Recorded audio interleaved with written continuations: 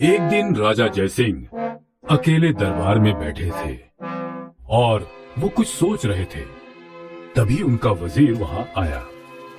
प्रणाम महाराज। राजा जयसिंह अपनी ही सोच में मगन थे। महाराज, क्या बात है महाराज? आप बहुत गंभीर सोच में डूबे हुए हैं। मैं बस यही सोच रहा था कि मेरी प्रजा मुझसे खुश है या नहीं। प्रजा तो खुश है महाराज, लेकिन आप सोच सोच के दुखी हैं। मुझे खुद प्रजा की खुशी देखनी है। तो जाइए प्रजा के बीच में और देखिए उनकी खुशी। महाराज, अगर आपको सच्चाई जाननी है तो आप प्रजा के पास उन्हीं की तरह जाइए, न कि राजा की तरह। हाँ, हम प्रजा के पास उन्हीं की तरह जाएंगे। और राजा जयसिंह एक आम आदमी के वेश में मंडी पहुंचे। उन्होंने यहाँ वहाँ नजर घुमाई। वाह, बाजार तो धन धान्य से संपन्न लग रहा है। राजा जयसिंह मंडी की चहल पहल देखकर खुश थे। यहाँ तो सब ठीक है, हमें नगर वासियों की जिंदगी भी देखनी है। और राजा जयसिंह नगर की ओर चलने लगे। राजा जयसिंह ने देखा कि उनकी नगरी में चरवाहा गाना गुनगुनाते हुए भेड़ों को चरा रहा था। बहुत अच्छे, ये गरीब चरवाहा भी खुश है। वो आगे चले और उन्हें एक मधुर आवाज सुनाई दी।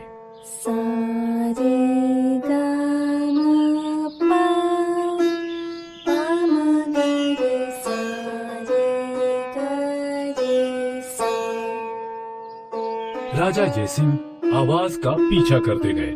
चलते चलते वो उस घर के बाहर पहुंचे जहां से एक सुरीली आवाज आ रही थी। राजा जयसिंह ने देखा कि एक छोटी बच्ची गाने का रियाज कर रही थी। कुछ देर तक राजा जी ने उसका गाना सुना और जब वो लड़की रुक गई, बड़ी मीठी आवाज है तुम्हारी। धन्यवाद। बेटी, तुम्हारा नाम क्या है? मधुरा। जैसे गुण वैसा नाम। तभी मधुरा के पिताजी रामकिशन वहां आए। आपकी बेटी की आवाज बहुत मधुर है। हाँ है तो। राजा जयसिंह को इस व्यक्ति का ऐसा बर्ताव अच्छा नहीं लगा, पर वो शांत रहे। ये लो मधुरा, एक छोटा सा उपहार। राजा जयसिंह ने मधुरा को एक सोने का सिक्का उपहार में दिया, जिसे देख रामकिशन की आंखें फटी की फटी रह गई। ये आदमी बहुत अमीर है, जितना हो सके इससे उतना माल समेट लेता हूँ। अब मैं चलता हूँ। कहाँ चले? मेरी बेटी की तुमने मधुर आवाज सुनी और सिर्फ एक सिक्का मूल्य लगाया। ये मूल्य नहीं, उपहार है। जो भी हो, 10 सोने के सिक्के रखो और चलते बनो। 10 सोने के सिक्के किस बात के? तुमने जो गाना सुना उसके 10 सोने के सिक्के। अच्छा। राजा जयसिंह को रामकिशन की आंखों में लालच दिखा। मेरे पास तो अभी 10 सिक्के नहीं है। तो अपना हार यहाँ रखो और जाओ। नहीं नहीं, ये हार मैं तुम्हें नहीं दे सकता। ये मेरी माँ की निशानी है।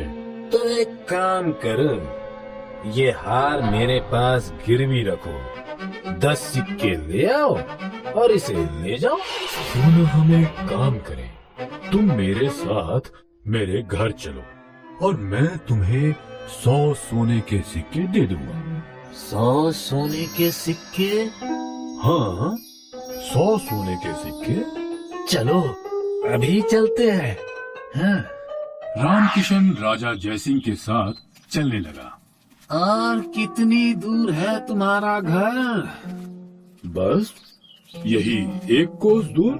100 सोने के सिक्कों के लिए तो मैं 100 कोस भी चल लूं। दोनों चलते रहे। राजा जयसिंह रामकिशन को अपने महल के बाहर ले आया। ये तो राजा का महल है। मैं यही रहता हूँ। मैं राजा जी का सेवक हूँ। अच्छा अच्छा, चलो तुम्हारी वजह से राजमहल भी देख लूंगा। रामकिशन यहाँ वहाँ देखता हुआ महल के भीतर गया।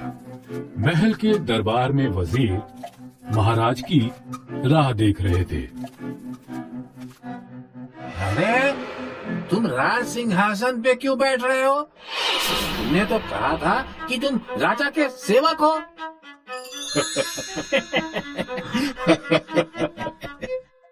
बेवकूफ, तुम अभी भी नहीं पहचान पाए कि ये खुद राजा जय सिंह हैं। लेकिन ये तो राजा जी प्रजा का हाल जानने के लिए आम आदमी के वेश में राज्य में घूम रहे थे। महाराज, अब इस मानव ने क्या किया जो आप इसे अपने साथ राजमहल ले आए?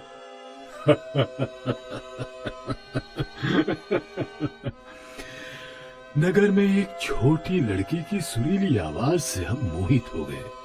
हमने उसे उपहार में एक मोहर दी, तो ये महाशय उस छोटी बच्ची के पिताजी हैं। ये हमसे गाना सुनने के लिए 10 मोहरे मांग रहे थे।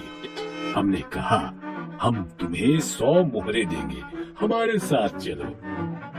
इसे 100 कोड़ों की सजा दे। 100 कोड़े कम नहीं है इसके लिए।